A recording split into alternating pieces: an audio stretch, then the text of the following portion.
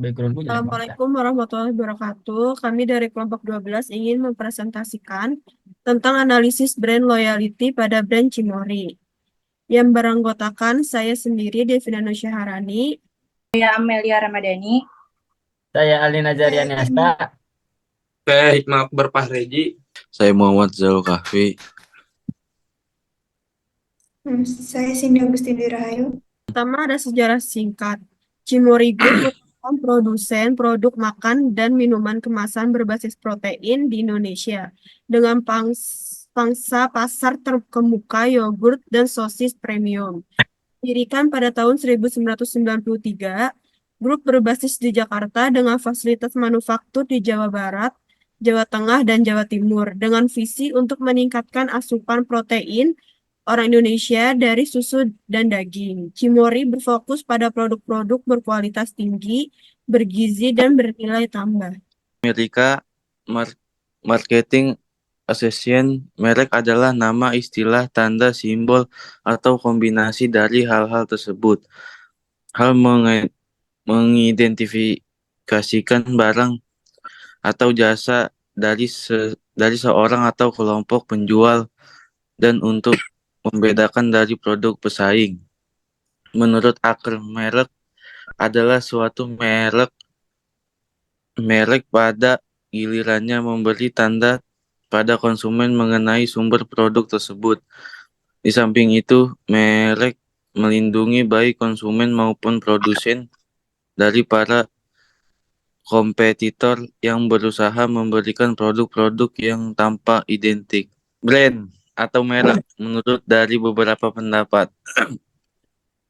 Menurut UU nomor 15 tahun 2001 tentang brand pasal 1 ayat 1 adalah tanda yang berupa gambar, nama, kata, huruf-huruf, angka-angka, susunan, warna, atau kombinasi dari unsur-unsur tersebut yang memiliki daya pembeda dan digunakan dalam kegiatan perdagangan.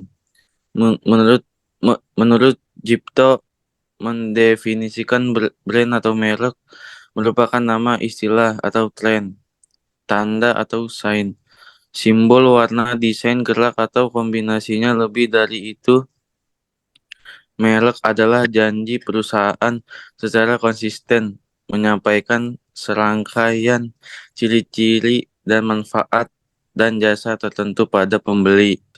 Brand atau merek berdasarkan dengan penjelasan, brand atau merek merupakan dari beberapa pendapat. Bisa diketahui bahwa brand atau merek memiliki fungsi untuk mengidentifikasikan penjual atau perusahaan yang menghasilkan produk tertentu, yang membedakannya dengan penjual atau perusahaan lain yang memiliki nilai yang berbeda, yang pada setiap mereknya, merek atau brand dapat membentuk logo, nama, trademark, atau gabungan dari keseluruhannya. Selanjutnya, ada peran dan kegunaan merek. Yang pertama, merek memudahkan proses pemesanan dan keseluruhan produk. Yang kedua, merek membantu mengatur catatan persediaan dan catatan akuntansi.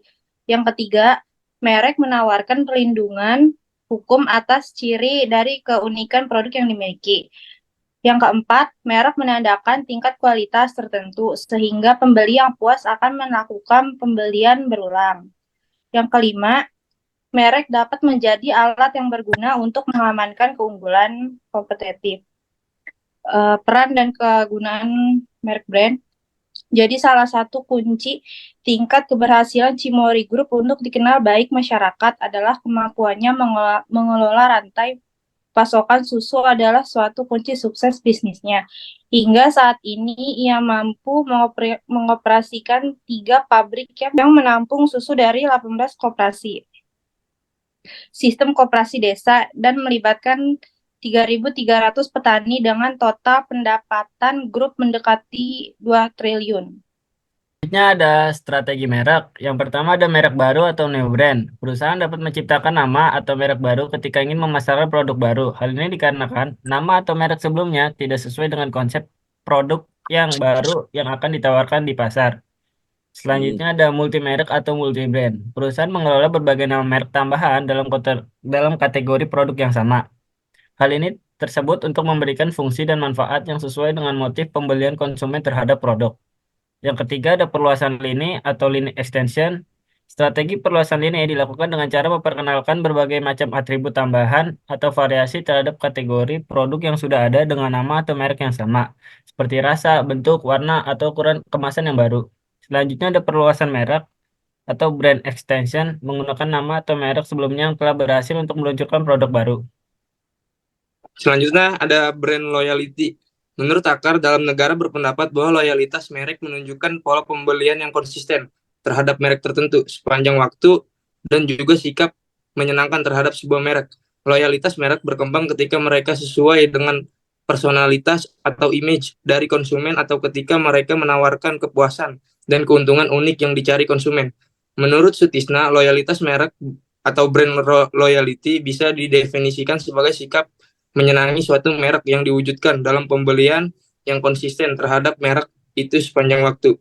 Menurut Mowan dan Minor, brand loyalty dipandang sebagai sejauh mana seseorang pelanggan menunjukkan sikap positif terhadap suatu merek, mempunyai komitmen pada merek tertentu, dan berniat untuk terus-menerus membelinya di masa depan. Menurut Giddens, 2002 menyebutkan loyalitas merek adalah pilihan yang dilakukan konsumen untuk membeli merek tertentu dibandingkan merek yang lain dalam suatu kategori. Hal ini terjadi karena konsumen merasa bahwa merek menawarkan fitur produk yang tepat, gambar atau tingkat kualitas yang di harga yang tepat. Piramida brand loyalty, yaitu satu switcher atau price buyer merupakan tingkat loyalitas yang paling dasar. Pembelian tidak loyal sama sekali terhadap suatu merek bagi pembeli tersebut. Merek apapun dianggap memadai.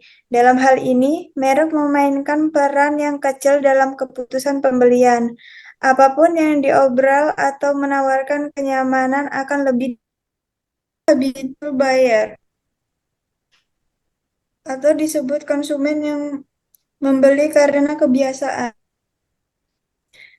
Habitual behavior merupakan aktivitas rutin konsumen dalam membeli suatu merek produk, meliputi proses pengambilan keputusan pembelian dan kesukaan terhadap merek produk tersebut.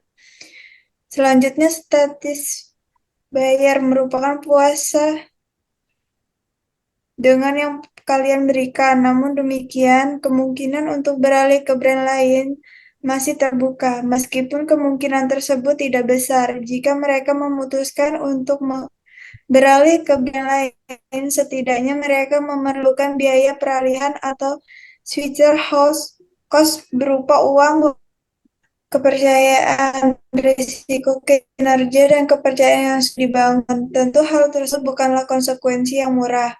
Selanjutnya ada linking the brand. Pada tingkatan ini, konsumen telah memiliki ikatan emosional yang kuat dengan brand kalian. Konsumen telah memiliki ikatan emosional yang kuat dengan brand kalian. Kesukaan konsumen bisa saja didasari oleh asosiasi yang terbentuk, misalnya pengalaman dalam menggunakan brand, kualitas yang memenuhi ekspektasi, dan simbol. Meskipun demikian, perasaan suka tersebut sulit diidentifikasi secara spesifik karena perasaan tersebut merupakan hasil akumulasi dari berbagai sebab. Selanjutnya kami bayar dikategorikan sebagai konsumen yang setia pada merek. Konsumen memiliki suatu kebanggaan sebagai pengguna suatu merek dan bahkan merek tersebut menjadi sangat penting bagi konsumen. Dipandang dari segi fungsi maupun intuisi mengenai jati dirinya. Selanjutnya ada analisis data. Udah. Profil responden kita ada 45 responden. Yang pertama itu ada jenis kelamin. Di sini yang mengisi laki-laki berjumlah 5 dan perempuan 40. Mengenai jenis kelamin responden, dapat diketahui bahwa responden yang berjenis kelamin laki-laki sebanyak 5 dengan persentase 11,1% dan responden berjenis kelamin perempuan sebanyak 40 dengan persentase 88,9%. Maka dapat disimpulkan bahwa masyarakat yang membeli produk Cimory dapat dalam sehari lebih banyak perempuan. Selanjutnya, profil responden berdasarkan usia. Mengenai usia responden, kelompok usia di bawah 17 tahun memiliki 2 responden, presentasinya sebanyak 4,4%. Kelompok usia responden 17 sampai 26 tahun memiliki banyak responden, 43 persentase sebanyak 95,6%. Selanjutnya, profil responden pekerjaan. Mengenai pekerjaan responden, dapat diketahui bahwa sebanyak 35 responden dengan persentase 77,8% responden memiliki pekerjaan sebagai pelajar atau mahasiswa. Sebanyak 9 responden dengan persentase 20% responden memiliki pekerjaan sebagai karyawan. Sebanyak 1 responden dengan persentase 2,2% responden memiliki pekerjaan lain. Selanjutnya ada analisis pembahasan. Untuk loyalitas merek dicari dengan mengambil rata-rata skor pada masing-masing variabelnya. Skor tersebut diperoleh dengan menjumlahkan semua frekuensi dikalikan dengan bobot masing-masing. Kemudian jawaban netral dalam skala Likert dihilangkan. Maka pengklasifikasian tiap-tiap rentang skala menjadi berikut. Yang pertama itu ada hasil analisis dari Switcher. Yang pertanyaannya itu adalah saya lebih memilih produk Cimory dibanding dengan produk lain. Yang menjawab tidak pernah ada sekitar 2,2%, jarang ada 37,8%, sering ada 35,6%, selalu ada 24,4%, dan jumlahnya 100%. Rata-ratanya 127 dibagi 45 responden dan sama dengan hasilnya adalah 2,82. Switchernya 27 dibagi 45 responden dikali dengan 100% sama dengan 60%. SD-nya 0,833. Hasil analisis habitual buyer. Yang pertanyaannya adalah, apakah Anda sependapat bahwa Anda membeli produk Cimory karena sudah kebiasaan? Jawabannya di sini sangat tidak setuju, itu ada 0%, tidak setuju 24,4%, setuju 57,8%, sangat setuju 17,8%, dan jumlahnya 100%. Rata-ratanya 132 dibagi 45 responden, yang jawabannya adalah 2,93. Habitual buyer-nya 34 dibagi 45 responden dikali 100%, hasilnya 75%. SD-nya 59,77. Selanjutnya ada hasil analisis satisfied buyer. Yang pertanyaannya, apakah Anda merasa puas dalam mengkonsumsi produk Cimory di kehidupan Anda sehari-hari? Jawabannya itu sangat tidak puas ada 0%, tidak puas itu 22,2%, puas itu ada 64,4%, sangat puas itu 33,3%. Rata-ratanya 149 dibagi 45 responden. Jawabannya 3,31. Satisfied buyer-nya 44 dibagi 45 dikali 100%, jawabannya 97%. SD-nya 0,513. Selanjutnya ada hasil analisis liking the brand. Yang pertanyaannya, apakah Anda benar-benar menyukai semua produk Cimory? Jawabannya sangat tidak suka itu 0,0%, tidak suka itu 4,4%, suka 48,9%, sangat suka 46,7%, rata-ratanya ada 154 dibagi 45 responden, yang jawabannya 3,42. Liking the brand-nya 43 dibagi 45 responden dikali 100%, hasilnya 95%. SD-nya 0,583. Selanjutnya ada hasil analisis commit buyer. Yang pertanyaannya, apakah Anda menyarankan ke orang lain untuk membeli produk Cimory? Yang jawabannya tidak pernah, itu ada 4,4%, jarang ada 40%, sering ada 26,7%, selalu ada 28,9%. Rata-ratanya 126 dibagi 45 jumlah responden sama dengan 2,8. Commit buyer-nya 25 dibagi 45 responden dikali 100%, jawabannya 55%. SD-nya 0,919. Analisis data, analisis pembahasan piramida loyalitas merek. Dari gambar piramida terlihat bahwa merek Cimory sudah cukup baik karena bentuk piramida semakin ke atas semakin melebar meskipun pada tingkat commit buyer terlihat mengecil.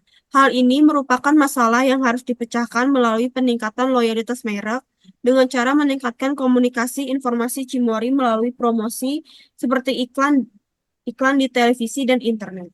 Kesimpulan dari analisis kelompok kami, urutan pertama bahwa Cimory mempunyai konsumen yang paling banyak pada tingkat satisfied buyer, yaitu 44 responden, menjawab puas dan sangat puas dalam mengkonsumsi produk Cimory.